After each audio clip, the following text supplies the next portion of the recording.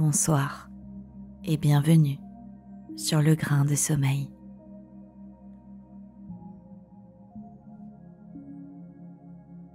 Si cette vidéo vous a plu, n'hésitez pas à l'aimer, la partager et à vous abonner à la chaîne.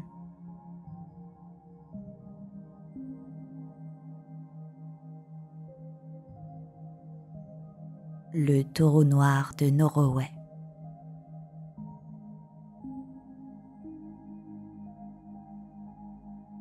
Dans les temps anciens, il y a de nombreux siècles, vivait une veuve et ses 4 filles. Elles étaient si pauvres et démunies qu'elles souffraient souvent de la faim. Ainsi, la fille aînée décida d'aller chercher fortune dans le monde, et sa mère approuva ce choix. Il vaut mieux travailler loin que de mourir de faim à la maison, commenta-t-elle. Comme il y avait une vieille femme dans les environs qui prétendait être une sorcière capable de deviner la bonne aventure, la veuve envoya sa fille la consulter. Cette dernière lui demanda alors quelle direction la conduirait vers la meilleure fortune. « Tu n'auras pas à aller plus loin que ma porte de derrière, ma chère, » répondit la vieillarde, depuis toujours désolée du triste sort de la veuve et de sa famille. Aussi était-elle heureuse de l'aider. La fille aînée sortit donc par cette porte et vit sur la route un beau carrosse tiré par 6 beaux chevaux de couleur crème. Enthousiasmée par ce spectacle inhabituel, elle se précipita dans la cuisine pour raconter sa vision à la vieille dame. « Très bien, voici ton destin, » dit cette dernière d'un air satisfait, « car ce carrosse vient te chercher. » De fait, le véhicule et les 6 chevaux s'arrêtèrent devant la porte de la veuve, et la deuxième fille somma sa sœur de se hâter, car il l'attendait. Électrisée au-delà de toute mesure par sa chance, elle se pressa de rentrer chez elle, salua sa mère et ses sœurs, prit place dans le carrosse, et aussitôt les chevaux se mirent en mouvement.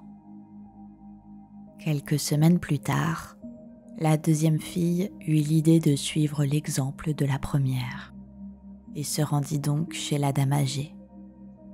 Bien sûr, elle espérait en son fort intérieur le même sort que sa sœur. Et curieusement, la même situation se reproduisit. La vieillarde l'invita à gagner la porte arrière, et la jeune fille aperçut un autre carrosse s'approchant le long de la route. À cette nouvelle, la voyante sourit tendrement à la jeune fille et lui suggéra de rentrer chez elle. Ce carrosse, venu pour elle, était son destin. Ainsi, la deuxième fille monta également dans le magnifique véhicule et fut conduite très loin. Suite à ces événements, la troisième fille était également désireuse de chercher fortune, et tout se déroula comme précédemment. La vieille femme l'envoya regarder par la porte arrière, où apparut un carrosse tiré par 6 chevaux. Sans même demander à la vieille dame si tel était son destin, elle se précipita chez elle et prit place dans le véhicule qui l'attendait. Naturellement, après toutes ces heureuses circonstances, la plus jeune des filles, nommée Inès, souhaitait trouver la fortune à son tour. Le soir même, pleine d'entrain, elle se rendit à la maison de la vieille sorcière. Elle reçut également pour instruction de regarder par la porte arrière, ce qu'elle fit avec plaisir, s'attendant à voir un 4e carrosse, tiré par 6 chevaux. Mais hélas, ses yeux impatients ne discernèrent rien de tel. La route principale était déserte, et à sa grande déception, elle retrouva la vieillarde pour le signaler. Il me paraît clair que la chance ne va pas tourner pour toi aujourd'hui, expliqua la voyante. Reviens demain. Le lendemain, Inès se rendit de nouveau chez la sorcière. Mais une fois encore, elle fut déçue. Et malgré ses longs regards anxieux, aucune vision heureuse ne lui apparut. La vieille dame lui proposa de revenir le lendemain. Le 3e jour, quand Inès observa par la porte arrière, elle vit un grand taureau noir courir sur la route, mugissant et secouant sa tête aux grandes cornes pointues. Effrayée, elle referma la porte et courut prévenir la sorcière que s'approchait un animal. « Bonté divine !» s'écria la femme, les mains levées en signe de consternation. Qui aurait pu deviner que le taureau noir de Norroway serait ton destin? À ces mots, la jeune fille pâlit. Elle était venue chercher fortune, mais n'aurait jamais pu concevoir une chose aussi terrible. « Ce taureau ne peut pas être mon destin !» s'exclama-t-elle terrorisée. « Je ne peux pas partir avec un taureau. »« Tu devras pourtant le faire, » répondit calmement la sorcière. « Tu as regardé par ma porte avec l'intention de rencontrer ta fortune. Et quand celle-ci vient à toi, tu n'as pas d'autre choix que de la suivre. » Lorsque la pauvre fille courut en pleurant chez sa mère et la supplia de lui permettre de rester à la maison, elle découvrit que cette dernière se rangeait du même avis que la vieillarde. Elle se laissa donc soulever sur le dos de l'énorme taureau noir, stationné devant la porte dans une attente calme. Une fois installé, l'animal partit à grande vitesse, et la jeune fille, sanglotant et tremblant de peur, s'accrochait de toutes ses forces aux grandes cornes. Ils voyagèrent longtemps, et la pauvre fille devint si affaiblie par la peur et la faim qu'elle peinait à rester assise.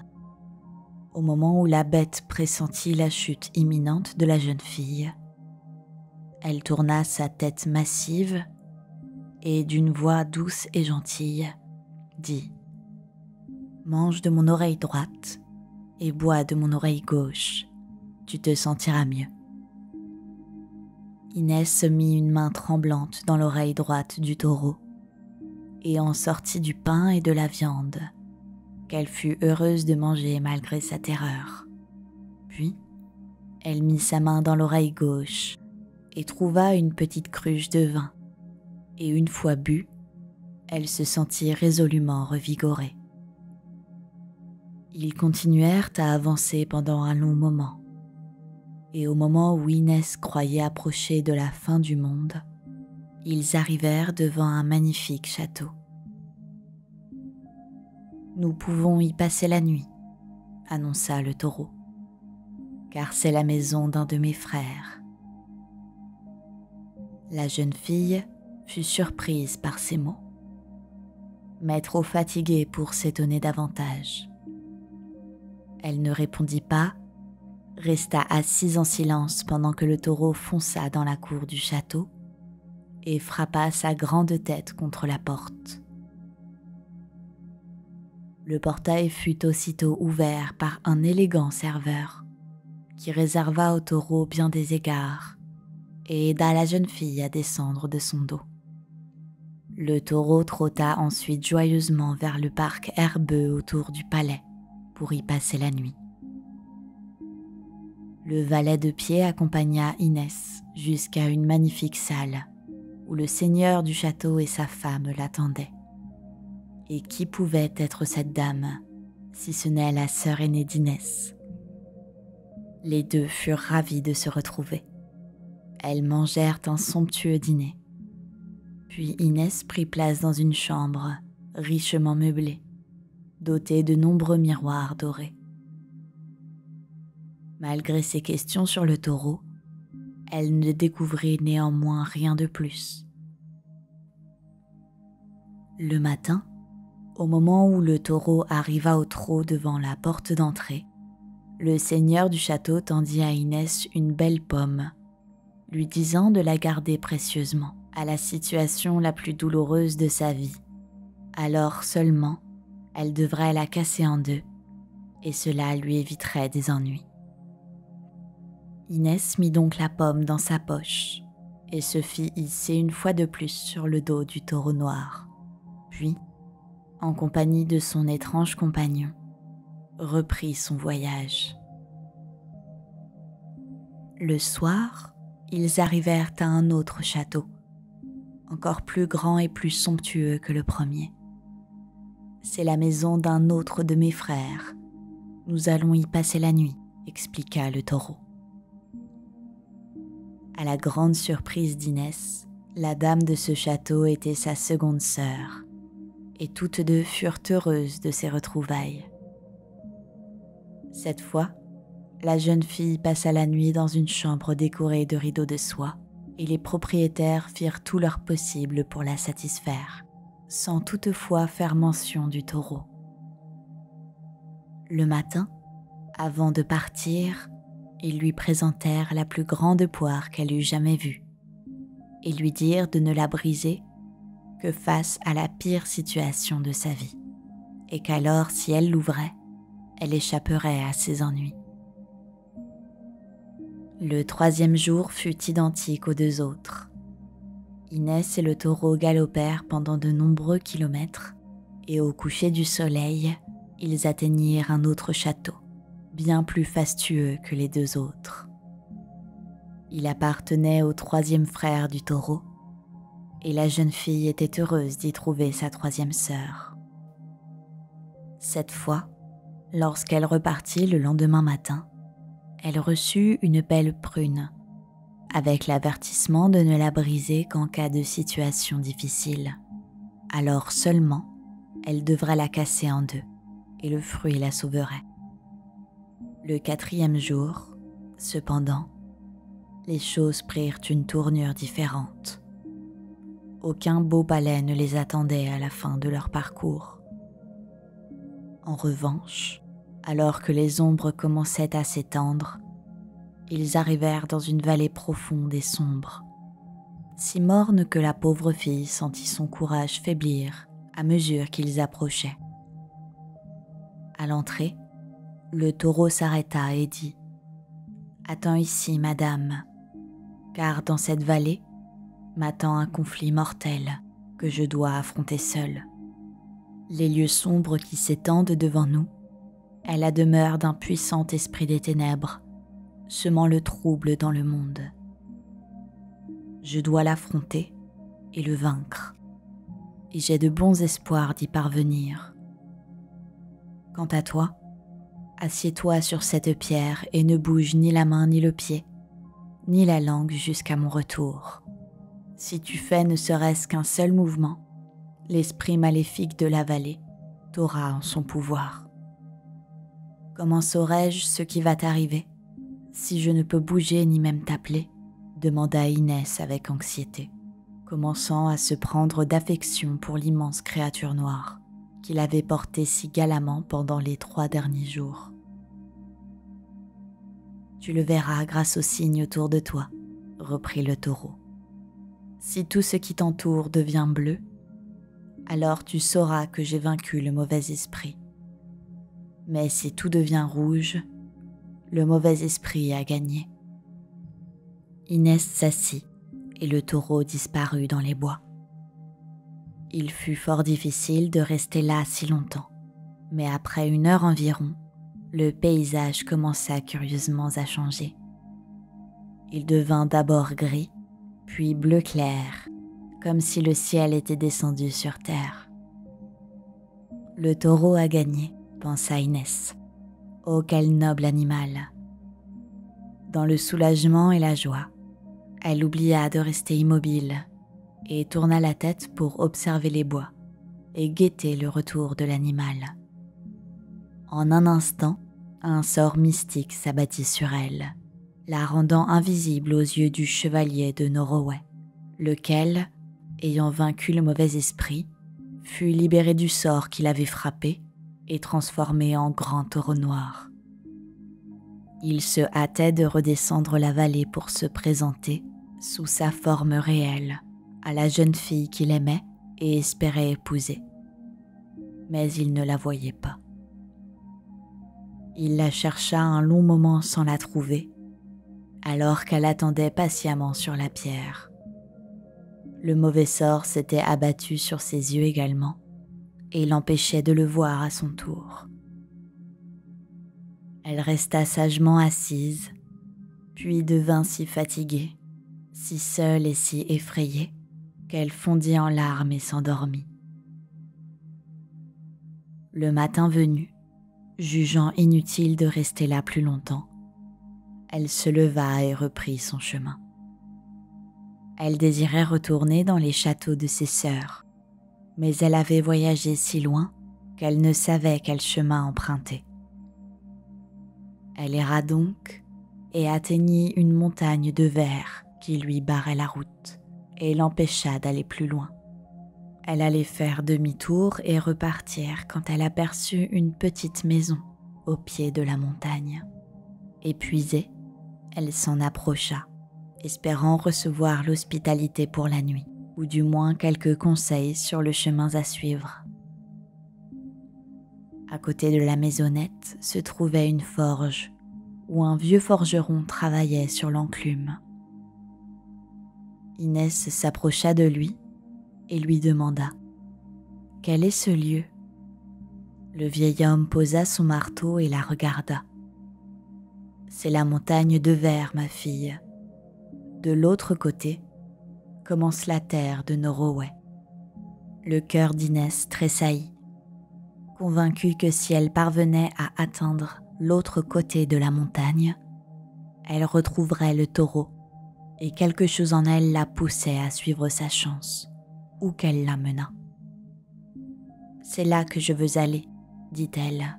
« Mais comment passer la montagne ?»« Le chemin n'est pas facile, » expliqua le forgeron. « Habituellement, les voyageurs la contournent, mais ce n'est pas chose aisée, car elle s'étend sur des centaines de kilomètres et on risque de s'y perdre. Certains essayent de l'escalader plutôt, mais seuls ceux munis de chaussures de fer peuvent y parvenir. « Comment puis-je les obtenir ?» demanda-t-elle aussitôt. « Brave homme, pouvez-vous me faire une paire ? Je vous payerai volontiers. » Puis elle se figea, se rappelant n'avoir aucun argent sur elle. « Ce ne sont pas des choses que l'on obtient avec de l'argent, » affirma solennellement le forgeron. « Elles ne peuvent être gagnées que par le service. Si tu es disposée à me servir, alors je te forgerai une paire. » « Et combien de temps devrais-je être à votre service pour ce faire ?» questionna-t-elle fébrilement.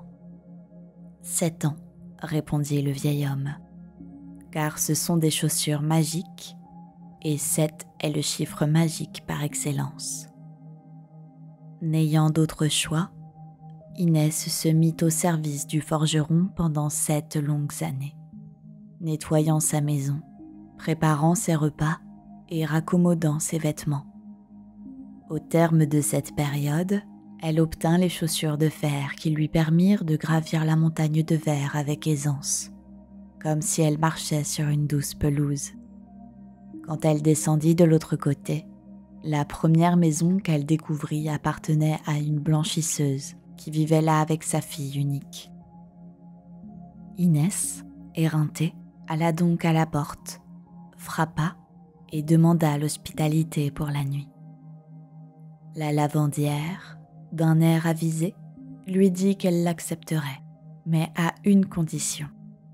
Elle devait laver une cape blanche que le chevalier de Norroway lui avait apportée, après l'avoir tachée lors d'un combat mortel.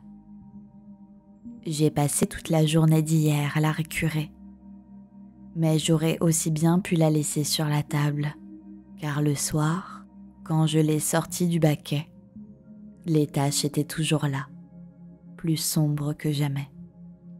Peut-être, ma fille, auras-tu plus de succès. Je ne peux concevoir de décevoir le chevalier prince très puissant de son état. Est-il lié d'une manière ou d'une autre au taureau noir de Noroway ? Demanda Inès, espérant retrouver celui qu'elle avait perdu. La vieille femme la regarda d'un air suspicieux.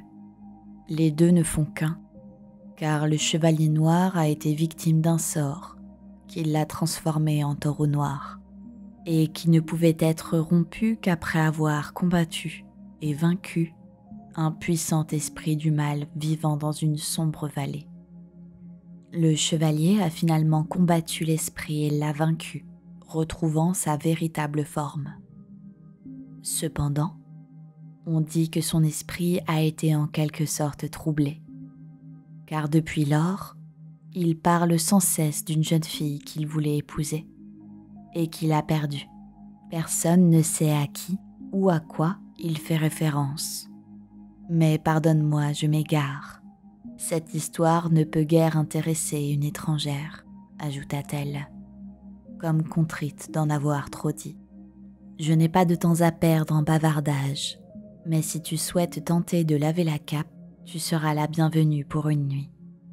Autrement, je devrais te demander de passer ton chemin. Il va sans dire qu'Inès accepta de laver la cape. Il semblait que ses doigts avaient un pouvoir magique, car dès qu'elle mit le tissu dans l'eau, les taches disparurent et elle devint blanche et comme neuve. Naturellement, la vieille femme était ravie, mais cela suscita également sa méfiance. Seul un lien mystérieux entre la jeune fille et le chevalier pouvait expliquer un tel miracle, quand elle et sa fille avaient œuvré si dur sans le moindre résultat. Le chevalier noir devant revenir chercher son vêtement le soir même, elle conseilla à Inès de se coucher tôt et de profiter d'une bonne nuit de repos après tous ses efforts. En réalité, la vieille blanchisseuse avait surtout l'intention de donner à sa fille le mérite de la cape redevenue immaculée. Inès suivit le conseil et s'endormit. Elle dormait profondément dans un petit lit caché dans un coin lorsque le chevalier noir de Noroway arriva chez la femme. Le jeune homme avait porté cette cape avec lui pendant les 7 dernières années, depuis son combat avec le mauvais esprit de la vallée, et ne cessait de rechercher une personne en mesure de la laver. Un vieux sage lui avait en effet révélé que la seule jeune fille capable de la laver était destinée à être son épouse aimante, fidèle et sincère. Quand Inès se réveilla et apprit la nouvelle, son cœur se brisa. Elle craignait ne jamais avoir la chance de revoir le chevalier. Dans sa triste angoisse, elle se souvint de la pomme reçue lors de son voyage 7 longues années plus tôt et qu'elle avait portée sur elle depuis lors. Je ne me retrouverai sûrement jamais dans une situation plus douloureuse que celle-ci, se dit-elle. Elle sortit la pomme et la brisa. Avec stupéfaction, elle découvrit à l'intérieur les plus belles pierres précieuses qu'elle eût jamais vues. En les admirant, un plan lui vint soudain à l'esprit. Elle plaça les pierres précieuses dans un mouchoir et les montra à la lavandière. « Vous voyez, je suis plus riche que vous ne pouvez l'imaginer, et ces pierres pourraient être à vous. »« Comment ?» demanda la vieille femme avide, qui n'avait jamais vu autant de pierres précieuses de sa vie. « Il vous suffira de retarder d'un seul jour le mariage de votre fille, et de me laisser observer le chevalier noir pendant son sommeil ce soir, car je désire depuis longtemps voir à quoi il ressemble, » expliqua-t-elle. À son grand étonnement, la lavandière accepta cette étrange requête. La cupide femme était résolue à s'emparer des bijoux qui la rendraient riche, et la demande de la jeune fille lui semblait innocente. Elle décida néanmoins d'administrer un somnifère au chevalier pour l'empêcher d'échanger avec l'étrange jeune fille. Elle empocha les bijoux, les enferma dans sa malle et le mariage fut reporté. Cette nuit-là, Inès se glissa dans la chambre du chevalier noir endormi et resta de longues heures à son chevet, chantant pour lui, dans l'espoir de son réveil et de son écoute. Pendant 7 longues années, j'ai servi pour toi. La montagne de verre, j'ai escaladé pour toi. La cape blanche, j'ai lavé pour toi. Ne veux-tu pas te réveiller et me parler ? Elle eut beau chanter ce refrain en boucle, le cœur lourd, le chevalier n'entendait ni ne bougeait, tant la potion de la lavandière était puissante. Le lendemain, malheureuse, Inès décida de briser également la poire, dans l'espoir que son contenu l'aiderait davantage que celui de la pomme. Mais elle trouva le même trésor, un tas de pierres précieuses. La seule différence est qu'elles avaient plus de valeur que les précédentes. Elle les apporta alors à la vieille femme et proposa de reporter le mariage d'1 jour et la laisser veiller au chevet du chevalier noir une autre nuit. La lavandière accepta, se disant en empochant les pierres précieuses: « À ce rythme, je vais devenir très riche. » Hélas, Inès chanta à nouveau de toutes ses forces. Pendant 7 longues années, j'ai servi pour toi. La montagne de verre, j'ai escaladé pour toi. La cape blanche, j'ai lavé pour toi. Ne veux-tu pas te réveiller et me parler ? Malheureusement, ces paroles furent vaines, car le jeune prince auquel elle s'adressait si tendrement resta aussi sourd et immobile qu'une pierre. Le matin, Inès avait presque abandonné tout espoir, car il ne lui restait plus que la prune. De ses doigts tremblants, elle la brisa et trouva d'autres pierres précieuses, encore plus belles et plus rares que les précédentes. Elle les apporta à la lavandière et, les jetant sur ses genoux, lui dit qu'elle pouvait les garder si elle voulait bien repousser encore une fois le mariage et la laisser veiller sur le prince pour une dernière nuit. Bien que surprise, la vieille femme accepta.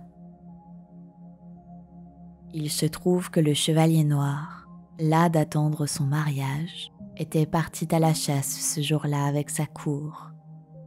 Alors qu'ils étaient à cheval, les serviteurs parlaient de quelque chose qui les avait troublés les 2 nuits précédentes. Finalement, un vieux chasseur s'approcha du chevalier et posa la question sur toutes les lèvres. « Votre Altesse, lui demanda-t-il, nous voudrions savoir à qui appartient la voix mélodieuse qui chante toute la nuit dans votre chambre. » « Une voix ?» répéta le prince. « Il n'y a personne qui chante. Ma chambre est aussi silencieuse qu'une tombe, et j'ai toujours sombré dans un sommeil sans rêve depuis que j'ai emménagé dans cette petite maison. » Le vieux chasseur secoua la tête. « Ne buvez pas ce que la vieille lavandière vous offre ce soir, et alors vous entendrez ce que d'autres oreilles ont entendu, » lui dit-il d'un air grave. En d'autres occasions, le chevalier noir aurait ri de ces mots, mais la solennité affichée exigeait de les prendre au sérieux. Aussi, ce soir-là, lorsque la lavandière lui apporta comme de coutume une chope de bières épicées, il prétendit la trouver un peu trop sucrée à son goût. Profitant du détour de la femme dans la cuisine pour aller chercher du miel, le chevalier jeta le contenu par la fenêtre. Puis, à son retour, affirma l'avoir finalement bu. Ainsi put-il rester éveillé cette nuit-là, et entendit quelqu'un entrer dans sa chambre et lui chanter d'une voix brisée par les sanglots. « Pendant 7 longues années, j'ai servi pour toi. La montagne de verre, j'ai escaladé pour toi. La cape blanche, j'ai lavé pour toi. Ne veux-tu pas te réveiller et me parler ?» À l'écoute de ce chant, il comprit tout. Il se leva d'un bond, prit Inès dans ses bras, l'embrassa et lui demanda de lui raconter toute l'histoire. Il se mit tellement en colère contre la vieille lavandière et sa fourbe de fille qu'il les bannit du village sur le champ. Enfin, Inès et lui se marièrent et vécurent heureux jusqu'à la fin de leurs jours.